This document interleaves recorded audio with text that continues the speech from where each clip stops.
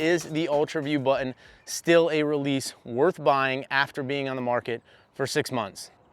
Yes, I still think this release is worth owning after 6 months of ownership. There are some things that I still love about this release.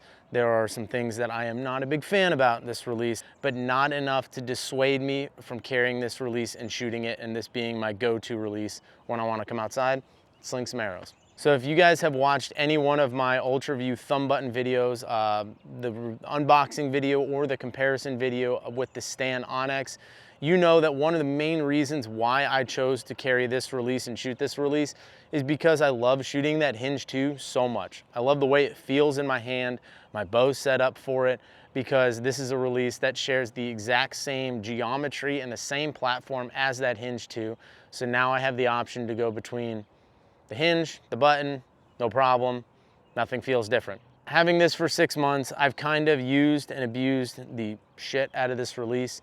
I've dropped it on concrete floors, I've dropped it in gravel driveways, I've dropped it in the dirt. I've probably shot thousands and thousands of arrows with this release, and I can say that I've had zero mechanical issues with this release.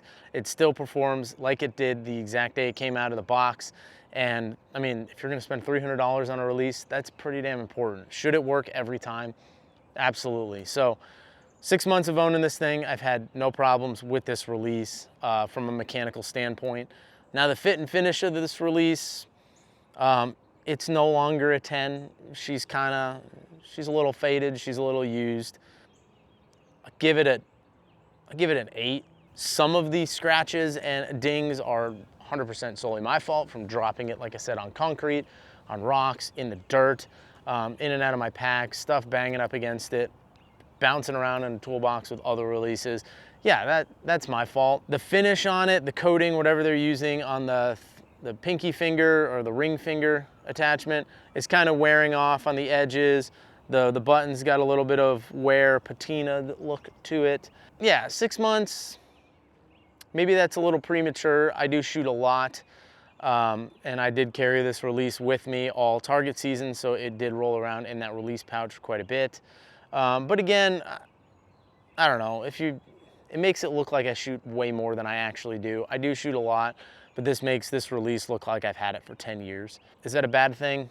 No. Does it take away from the functionality of this release? No. Do people like purposely rip jeans and acid wash them to make them look like they're 40 years old? Yeah. Are these acid wash jeans? Yeah, whatever.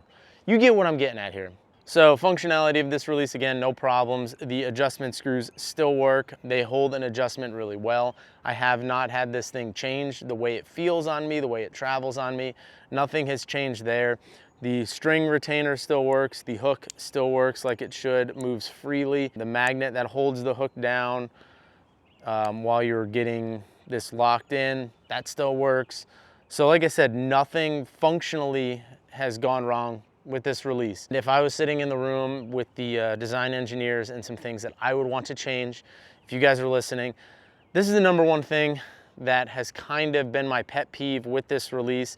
It's not that I can't articulate the thumb barrel like some of the other releases on the market, but the actual thumb barrel itself and the lever, the arm that goes into the release body it's got some slop in it. Now originally when this release came out, I did not have any slop in the thumb barrel. I had maybe the slightest bit of movement. It didn't have any more movement than any of the other releases that I have, in my drawer.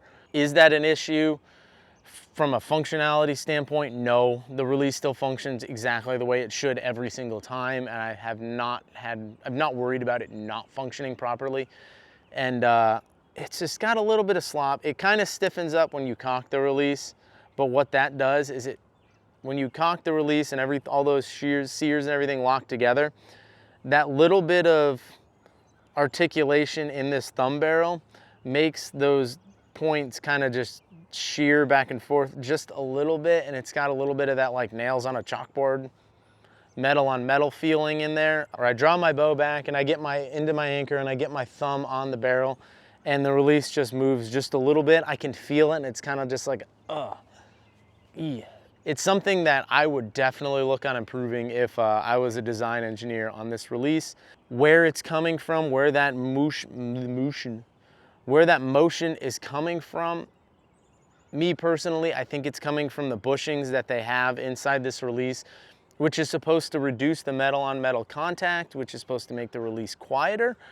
I think over time, those bushings just being as small as they are, and I don't know what they're made out of, but they kind of just, maybe they mushroom or sandwich just a little bit too much, and it just adds just a little bit of tolerance into this release that shouldn't be there. Overall, I still think this is a release. This is still a release that I love to shoot. I love to go grab it.